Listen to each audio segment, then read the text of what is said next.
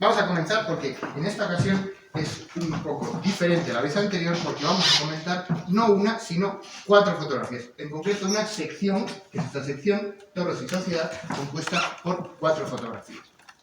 Eso nos permite, es una sección reducida, 4 fotos, nos permite comentarlas y además, bueno, creemos que es una sección muy interesante porque al hilo de las personalidades que aparecen retratadas en las fotografías, vamos a poder compartir con ustedes pues, unas reflexiones acerca de la relación entre la tauromaquia y el cine, la tauromaquia y el circo, tauromaquia y la música popular, tauromaquia y la pintura. Yo espero que sea de su interés.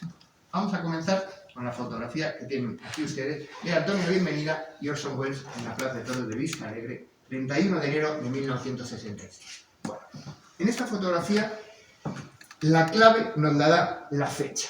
Vamos a ver, 31 de enero. Es una fecha muy poco taurina. Hace frío, se nota en la propia fotografía, los personajes aparecen ataviados con abrigos, con sombreros. ¿Qué está ocurriendo aquí? Vamos a ver. 1966, Antonio Bienvenida es el año en el que al final de la temporada Antonio Bienvenida se va a retirar en la famosa corrida en que se encierra en las ventas con 6 toros de 6 ganaderías diferentes. Y entonces, ese año, al principio de la temporada, en enero, antes de que comience, él abre en la Plaza de Toros de Vista Alegre solamente para él, es una corrida privada, se encierra con 6 toros para practicar, para probarse, para ponerse en forma para la temporada. Se trata en esta corrida, por lo tanto no está abierta al público, solamente invita a sus amigos.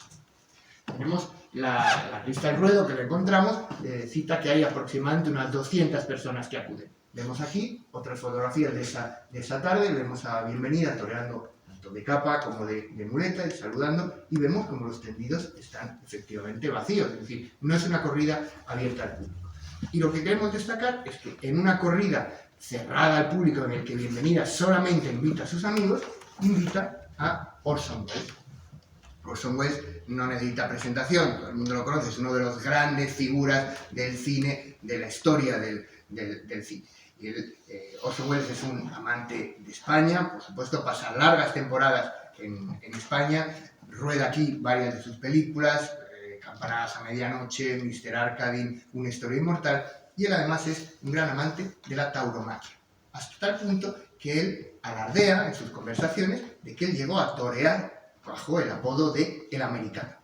Y además él contaba, y eso me lo contaba mi padre, porque coincidió algunas veces con él en los tendidos y en las plazas, que él se señalaba y decía, mira, aquí tengo una cicatriz de cuando yo era torero, y enseñaba una cicatriz en la pierna. El problema es que, claro, nadie había visto torear a Orson Welles. Él tenía una personalidad pues, muy excesiva, muy arrolladora, muy exagerada. Y al mismo tiempo, conforme daba una charla, una entrevista u otra, cambiaban las cicatrices. Unas veces se enseñaba en la pierna, unas veces se enseñaba en el cuello. Es decir, realmente era casi una cosa más bien que se creía inventada. Bueno, pues se ha descubierto en los últimos años, en una serie de libros, han descubierto que no, que efectivamente Orson Welles estuvo en España en 1932, estuvo en Sevilla, vivió unos meses en Sevilla, y Fernando Iwazaki, un escritor peruano, localizó en los archivos de ABC las crónicas de las tardes en las que toreó Orson Welles, el americano, en España. Y les traemos aquí para compartir con todos ustedes. Aquí tenemos las crónicas. Se ve poco en amarillo, pero se lo voy a ver, que están resaltadas. Fue en diciembre, el martes 20 de diciembre de 1932. Se trata de un festival en beneficio de la Unión de Picadores y Banderilleros Andaluces. Y ahí, subrayado en amarillo, lo que dice es: una nutrida representación de beneficiarios, todos de infantería, pues el domingo no picó ni el sol, intervino lúcidamente en el interesante festival. Antonio Romero, Prieto, el americano, Moreno, el sargento. Es decir, se trata de que intervinieron, si dice que no picó, son beneficiarios, son los banderilleros y picadores, si no picó ni el sol solamente, es decir, que él actuó como torero a pie, como banderillero. Y en la información de la derecha, del 4 de julio, vemos que también en la que fue la reaparición de Diego de los Reyes, también hemos reseñado en amarillo que dice: Mesita banderilló muy requete bien, y el americano, Rosalito y un peón de ballesteros, cuyo nombre ignoramos, bregaron con eficacia. Es decir, Bueno, después de todo, pues no era una invención de Orson Welles. Efectivamente, él llegó a torear, y nada menos que en la Maestranza de Sevilla. Es cierto que, lógicamente, actuó no como matador de toros, no como novillero, sino a las órdenes de un novillero. Pero es real la participación de Orson Welles, llegó a torear, y ya les digo, bueno, nada menos que en la Maestranza de Sevilla. Pues si la popularidad era tan enorme, Marisol igual, y comparte nuevamente esa popularidad desde sus orígenes. Y esto, fíjense, porque yo recuerdo que a mí me lo contó mi padre, y también en su momento, es que el origen de la popularidad de Marisol, ¿cómo llega a conocerse? No sé si ustedes se acuerdan. Sí. Claro, Marisol sale de los coros y danzas de la sección femenina. Este señor, este Buffalo Bill, no es el Buffalo Bill, no es William F. Cody. ¿Por qué? Porque William F. Cody es un personaje de finales del siglo XIX. Cuando ya ha peleado con los indios y ya ha hecho todo lo que tenía que hacer, decide montar un circo, que es el Buffalo Bill Wild West. Y en este circo hace representaciones del antiguo oeste, del lejano oeste, es decir, por ejemplo, le representan la batalla de Little Big Horn, hacen también escenas de caza de bisontes, aquí tenemos cazando unos bisontes con las carpas del circo detrás, y resulta que este circo de Buffalo Bill cruza el charco, viene a Europa, pasa por distintos países, y llega a España. Aquí lo tenemos en Barcelona en el 1889. Bueno, tenemos varias imágenes. Tenemos aquí, es curioso, aquí tenemos a los indios en Barcelona.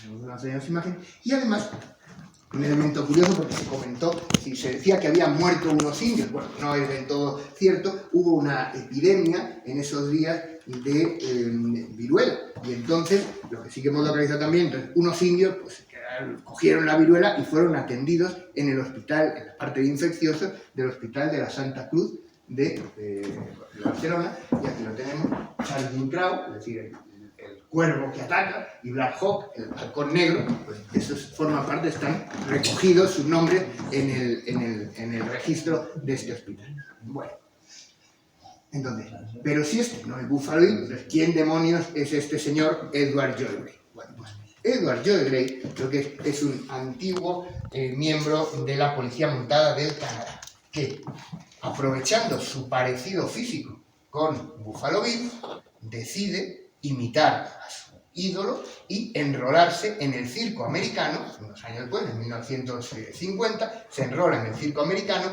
y pasa a desarrollar el personaje de Buffalo Bill. Ahora bien, él llega verdaderamente a impregnarse de este personaje, es decir, no es que actuara disfrazado de Buffalo Bill y después pues, fuera normal, sino que él, como se ve, y aquí lo vemos porque vino por España y iba a las plazas de toros, como todo el mundo que venía a España, que lo llevaban a los toros, y iba siempre vestido a lo Buffalo Bill.